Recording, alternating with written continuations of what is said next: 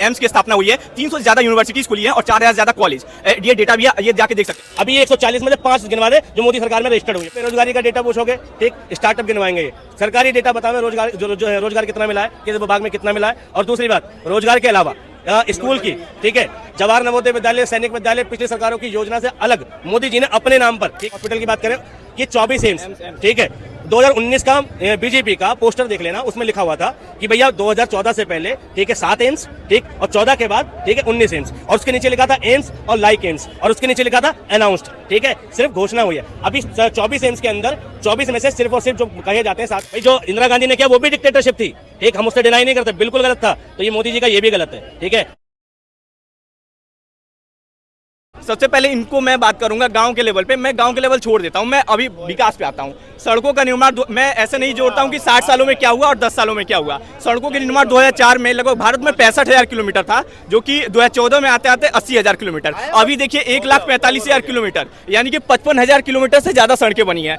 हवाई अड्डे डबल हो गए हैं। एम्स पे आते हैं, भारत में 2004 से पहले नहीं, 1999 से पहले 1 एम्स थे। 1999 से लेकर 2004 के बीच टाइम्स ऑफ इंडिया की रिपोर्ट है, 3 अगस्त 2003 को नागपुर में खड़े होकर अटल बिहारी वाजपेयी ने 6 एम्स की बात की है। उसके बाद आप देखिए 2014 के बाद भारत में कितने ज्यादा एम्स बने हैं। मैंने सड़कों पे बोला, एयरपोर्ट की संख्या भी दुगनी हो गई है। एम्स की संख्या, मैं स्टूडेंट हूं तो मुझे शिक्षा संस्थाएं चाहिए। एम्स की स्थापना हुई है, 300 से ज्यादा यूनिवर्सिटीज खुली हैं और 4000 से ज्यादा कॉलेज। ये डेटा भी है, ये जाके देख सकते हैं। महंगाई पे बात होती है ना, और कर्ज पे बात होती है, मैं भी डेटा क्लियर करता हूं। 2004 में भारत पे 17 लाख करोड़ का कर्ज था। 2014 नहीं, 2012 की रिपोर्ट है, भारत पे 51 लाख करोड़ का, यानी कि 200% कर्ज का इंक्रीमेंट हुआ। 2014 में 55 लाख करोड़, अभी 161 लाख करोड़ मेन कर्ज और 44 लाख करोड़ राज्यों का कर्ज है। तो अगर आप डेटा देखेंगे तो अगर कांग्रेस सरकार होती तो भारत में लगभग 245 लाख करोड़ का कर्ज होना चाहिए। अब आते हैं महंगाई पे, पेट्रोल और डीजल के मूल्यों पे। 2004 में पेट्रोल के मूल्य थे 33 रुपया और डीजल का 22 रुपया, और 2014 आते आते वही पेट्रोल का मूल्य 70 रुपया और डीजल का मूल्य 55 रुपया भाई, और अभी क्या है 92 रुपया। भैया बोलेंगे ना कि बैरल प्रति रुपया सस्ता हुआ है, लेकिन इनको ये नहीं है कि यूरोपियन देशों ने कार्बन बॉर्डर टैक्स लगाया है, जिसके वजह से भारत, ब्राजील, चाइना और कई यूरोपीय देशों को अपने बॉर्डर टैक्स के वजह से 3 रुपये जो वैट लगता था उसको 23 रुपये में कन्वर्ट करना पड़ा है। इसीलिए हमारे पेट्रोल डीजल का मूल्य ज्यादा बढ़ा है। और किसी भी टॉपिक पे आपका डेटा क्लियर ना हो तो आप मुझसे पूछिए।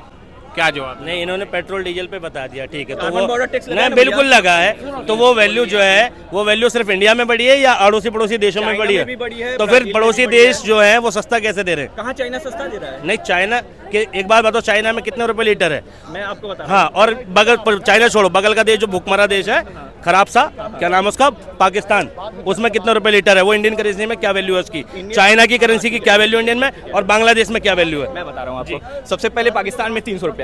पाकिस्तान, सुनिए, भारत, ब्राजील और चाइना यूरोपियन देशों को सबसे ज्यादा एक्सपोर्ट करते हैं। अभी लगभग $100 बिलियन का भारत में इन्वेस्टमेंट हुआ था। क्यों हुआ? क्योंकि उन्होंने कार्बन पे बैन लगा दिया और स्टील की कंपनियां सब यूरोपीय देशों को छोड़कर भारत में इन्वेस्ट करने आ रही हैं। तो जब उन्होंने बंद किया है, क्योंकि उनके जो ग्लेशियर पिघलने और बाकी चीजों की वजह से, तो जब वो भारत में आएंगे तो सेम चीज इंक्रीमेंट होगा, इसीलिए वो बॉर्डर टैक्स लगा रही है। और सबसे ज्यादा एक्सपोर्ट होता है भारत से, ब्राजील से और चाइना से। और इन देशों पे पेट्रोल और डीजल को अगर वैट नहीं लगाएंगे तो कार्बन बॉर्डर टैक्स को बहुत ज्यादा से ज्यादा बढ़ाया जाएगा। टाटा की कंपनी भारत में अपना पूर्ण रूप से आने वाली है, क्योंकि वहां स्टील पे जो इंक्रीमेंट इतना ज्यादा बढ़ा है ना।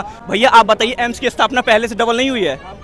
हाँ, IIT की स्थापना नहीं हुई है? हाँ, हुई है। और मेनली बात मैं कहता हूँ ना, मैं गांव से आता हूँ, मुझे क्या दिखा है गांव में? शौचालय की बात की ना आपने, मैं मानता हूँ कि कहीं ऊपर नीचे घपाला हुआ है। केंद्र सरकार ने प्रोजेक्ट स्टार्ट किया, और लेकिन राज्यों में कहीं कहीं दिक्कतें हुई है। क्यों दिक्कत हुई है? स्थानीय प्रतिनिधि के रूप में। मेरा स्थानीय प्रतिनिधि बिहार का शिक्षा मंत्री है। बिहार में 4 लाख अभी जॉब अलॉटमेंट हुआ है ना, IPS ऑफिसर भी रह चुका है। तो मैंने ऐसे प्रतिनिधि को चुना है, मैं ऐसे प्रतिनिधि को नहीं चुनता हूं जो, और बिहार में कांग्रेस कुछ नहीं है। बिहार में कांग्रेस का आप एक बड़ा नेता बनाइए। मैं क्यों वोट दूं कांग्रेस को?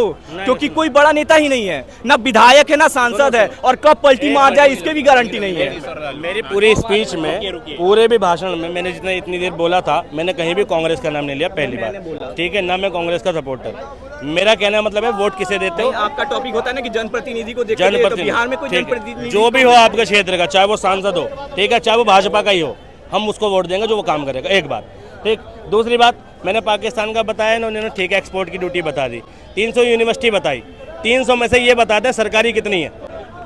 मैं इनसे बताऊं 140 सरकारी यूनिवर्सिटी खुली है AKTU के अंदर में लगभग 16 से ज़्यादा यूनिवर्सिटीज़ खुली है और AKTU ऊपर उत्तर प्रदेश टेक्निकल यूनिवर्सिटी राज्य स्तरीय की है लेकिन केंद्र उसको संचालित करता है और ये इसमें सबसे बड़ा योगदान मायावती जी का है। और मैं इस एक बात बता रहा हूँ 140 यूनिवर्सिटी सरकारी बता रहे हो। हाँ, कोई मैं तो 5 डेटा यूनिवर्सिटी बताओ। हाँ, जो सरकारी हो नाम बताओ। मैं सरकारी नाम बताऊं हाँ। सबसे पहले उत्तर प्रदेश टेक्निकल ये बता रहा हूं उसके अंदर हाँ। क्या है। उसके अंदर एक ये बाबू बनारसी दास यूनिवर्सिटी है उसको प्राइवेट से सरकारी में कन्वर्ट किया जा रहा है। BBDIT एक कॉलेज वो है जानते हैं, जो प्राइवेट मोरटा गाजियाबाद के अंदर स्थित है गाजियाबाद और नहीं है, लखनऊ है। ठीक है सुनो एक मिनट सुनो BBDIT एक कॉलेज है ठीक है गाजियाबाद में स्थित है और इसकी यूनिवर्सिटी जो है लखनऊ के अंदर है जो कि डीम्ड यूनिवर्सिटी है और जो कि इस सरकार में रजिस्टर्ड नहीं हुई। अभी ये 140 में से 5 गिनवा दे जो मोदी सरकार में रजिस्टर्ड हुई है 5 यूनिवर्सिटी। मैं आपको बोध गया यूनिवर्सिटी को अब पूर्णतः रूप से संचालित किया गया वो भी है। अब सुनिए पहले IIT में भी बुला देता हूँ 2014 से लेके नहीं, 24 के बीच में मैं तो आपको देखिए 300 से यूनिवर्सिटी ज्यादा यूनिवर्सिटियां खुली है ना। मैं डेटा मुंह जवानी तो लेकर नहीं चलूंगा मुझे पता है उतना बता रहा हूँ। सरकारी डेटा बोध गया राजगीर और बिहार में ही बता रहा हूँ जो हमारे तरफ जो खुला है उचका गांव ये जो यूनिवर्सिटी खुली है उसके बारे में। मैं बिहार के गोपालगंज जिले से हूँ। हाँ राजगीर यूनिवर्सिटी खुली है कब? राजगीर यूनिवर्सिटी नहीं कर रहा हूँ भाई। राजगीर उचका गांव विजिटर पैलेस है श्रीपुर का यूनिवर्सिटी खुला मेरे। ये तो मैं बिहार का बता दिया 3 यूनिवर्सिटी और बाहर की बात ही छोड़ बिहार में ये रजिस्टर्ड यूनिवर्सिटी है सरकारी registered, ठीक है और ये 2014 के बाद खुली है। 2014 के बाद पता है क्यों खुला था? भाई, क्योंकि हमारे सांसद एक करंट टॉपिक है उस पर एक बात करता हूँ। ED CBI की गलत की बात हो रही है ना। मैं एक बात मानता हूँ कि अरविंद केजरीवाल पे 9 समन भेजे गए थे। मुझे सुनने में आया, मैं उतना ज्यादा नॉलेज नहीं है मेरे पास। 9 समन भेजे गए थे उसके बाद वो नहीं गए। हाईकोर्ट ने भी उसके बारे में कुछ बोला है, आपको नॉलेज तो होगा ही, लेकिन वो नहीं गए। तो हमारी संविधान की अवहेलना कोई नहीं कर सकता, कोई संविधान से बड़ा नहीं हो सकता। हमारा प्रस्तावना भी कहता है कि संविधान आगे उसके बाद धर्म जाति और सब कुछ। तो अगर कोई भी भारत का राष्ट्रीय नेता अगर उल्लंघन करता है तो उसको जेल जाने का सरकार का नियत है कि उसको जेल ले जाए। 14 मुकदमे इलाहाबाद कोर्ट ने श्रीमती इंदिरा गांधी पे किया था और उन्हें चुनाव में लड़ने से पाबंदी लगाई थी। उन्होंने पूरे भारत में इमरजेंसी लगा दी थी। विपक्ष के सारे नेता लालू प्रसाद यादव, नीतीश कुमार मेरी तरफ से आते हैं, उन सबको जेल में ठूस दिया गया था। बड़े बड़े पत्रकारों को जेल में ठूस दिया गया था। उसको कहते हैं डिक्टेटरशिप और उसी को कहते हैं लोकतंत्र की हत्या, जो एक बार कांग्रेस कर चुकी है। बोलिए इमरजेंसी के बारे में बोला। अरविंद केजरीवाल के 9 समन पता है, डिक्टेटरशिप पता है, लेकिन दिल्ली में दिल्ली की सरकार के अधिकारों को लेकर मुकदमा चला था और कोर्ट ने फैसला दिया था कि अधिकार दिल्ली सरकार के हैं। और फिर अगले दिन क्या हुआ था, मोदी जी ने क्या किया, एक अध्यादेश लाए और सारी पावर किसको सौंप दी? ठीक है, LG को। इसे कहते हैं डिक्टेटरशिप। ठीक है भाई, जो इंदिरा गांधी ने किया वो भी डिक्टेटरशिप थी। ठीक, हम उससे डिनाई नहीं करते, बिल्कुल गलत था। तो ये मोदी जी का ये भी गलत है। ठीक है, मोदी जी ने भी संविधान कुचला है। ठीक, और वैसे कई मौके हैं जब कुचला है। ठीक है, ऐसे कई सारी चीज़ें, कई सारे इवेंट हैं।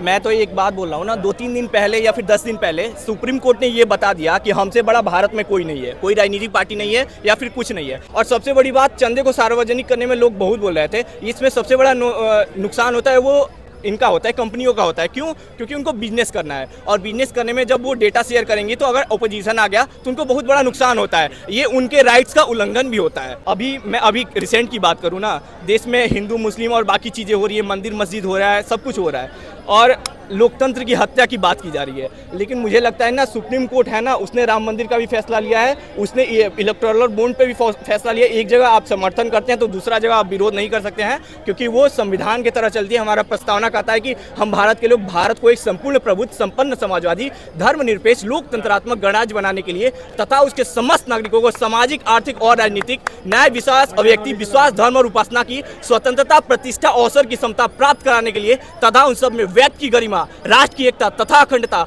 सुनिश्चित करने वाली बंधुता बढ़ाने के लिए दृढ़ संकल्प होकर अपनी संविधान सभा में आज तारीख 26 नवंबर 1949 ईस्वी मिति मार्क्सिस्ट शुक्ल सप्तमी शपथ 2006 विक्रमी को अधिनियमित, अंगीकृत और समर्पित किया जाता है। ये हमारा संविधान सिखाता है और इसमें सबकी गरिमा के बारे में बताया गया है। ये मेरा मुद्दा है भाई। बहुत बढ़िया भाई साहब, बहुत बढ़िया। ऐसे लोग हाँ, ये ऐसे लोग आने चाहिए डिबेट में। फैक्चुअल डिबेट यही है जहाँ तथ्यों की बात हो और किसी बात से डिनाई नहीं है। ठीक है, और जहाँ ऐसी बात होगी वहाँ भैया हमें मानना पड़ेगा कि हाँ ठीक बोल रहा है। लेकिन भाई जहाँ लोग चीखेंगे चिल्लाएंगे वहाँ नहीं होगा। ठीक है, अब रही बात इन्होंने कहा, मैंने यूनिवर्सिटी पूछी थी, इन्होंने नहीं बताई।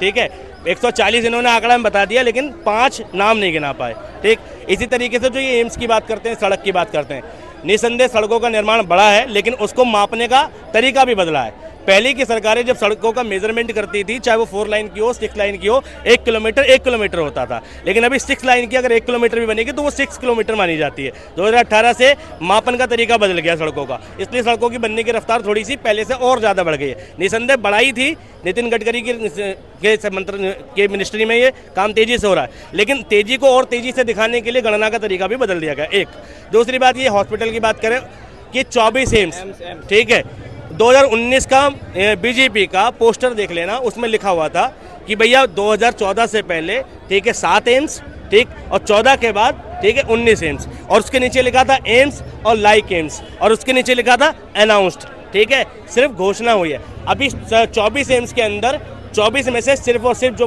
कहे जाते हैं 14 एम्स जो हैं, डबल, लगभग 7 के डबल, ठीक है, वर्किंग है, ठीक है, बाकी सिर्फ अभी वर्क चल रहा है। और उसका भी कारण क्या है, केंद्र सरकार ने बजट की घोषणा जो की है, किसी को 30% बजट दिया, किसी को 10% दिया, किसी को 20% दिया है, ठीक है, तो बजट भी पूरी तरीके से नहीं दिया। और जो बाकी के वर्किंग है उनमें भी कई सारी चीज़ें अभी फैसिलिटीज़ की कमी है, जिसमें से नागपुर वाला, ठीक है, गोरखपुर वाला चल रहा है ठीक ठाक कंडीशन में, लेकिन काफ़ी सारे एम्स अभी सिर्फ खुल गए हैं लेकिन पूरी तरीके से संचालित नहीं है। तो सच्चाई ज़मीन पर कुछ और है। मीडिया ने सरकार के साथ एकदम कंधा मिला रखा है, ठीक है। पहले की सरकारें प्रचार प्रसार पे उतना ध्यान नहीं देती थी, लेकिन अभी की सरकारें प्रचार प्रसार पे ध्यान देती हैं, ठीक, और उतना ज़्यादा मोबिलाइज कर देती हैं। अब इनसे बेरोजगारी का डेटा पूछोगे, ठीक, स्टार्टअप गिनवाएंगे ये, सरकारी डेटा बतावे रोजगार जो है रोजगार कितना मिला है, किस विभाग में कितना मिला है। और दूसरी बात, रोजगार के अलावा स्कूल की, ठीक है, जवाहर नवोदय विद्यालय, सैनिक विद्यालय पिछली सरकारों की योजना से अलग मोदी जी ने अपने नाम पर, ठीक है, मतलब अपने नाम पर नहीं, मतलब अपनी योजना के कौन से विद्यालय खोले गरीबों के लिए, कौन से इंटरमीडिएट कॉलेज खोले। यूपी में ऐसा नहीं, बहुत सारे स्कूलों की बाढ़ आ गई। एक क्षेत्र है, एक नॉर्मल सा स्कूल एक इलाका बताऊंगा तो वहाँ 60 प्राइवेट स्कूल मिलेंगे, लेकिन एक इंटर कॉलेज नहीं मिलेगा, ठीक है। ये भाई गोंडा में रहते होंगे, ग्रामीण का बता सकते हैं, मैं शहरी का बता सकता हूँ, मैं शहर में रहता हूँ। ये मुझे इंटर कॉलेज बतावें कि कितने खुले, ठीक है। भैया ने कहा कि स्कूल कितने बने हैं, मैं एक नॉर्मल डेटा देता हूं उनको। मैं जब छोटा था, 8वीं क्लास में सरकारी में पढ़ता था, तो मैंने देखा कि जब मुझे बिहार में अपनी पंखे लगवानी होती थी क्लास में, तो हम लोग पैसा इकट्ठा करके देते थे। मैं आज उस स्कूल में गया था, मुझे प्रिंसिपल ने बुलाया था, मैंने देखा वहाँ LCD लग गई है, वहाँ ग्रीन बोर्ड्स लग गए हैं, वहाँ प्रोजेक्टर लग गया है, वो भी सरकारी स्कूल में जहाँ लोग जाने की सोचते नहीं थे। तो कुछ धीरे धीरे देखिए, चाणक्य ने कहा, हाँ, बिहार के गोपालगंज जिले के लगभग, मुझे आप अभी गोंडा बोल रहे थे, गोंडा नहीं, गोपालगंज बिहार।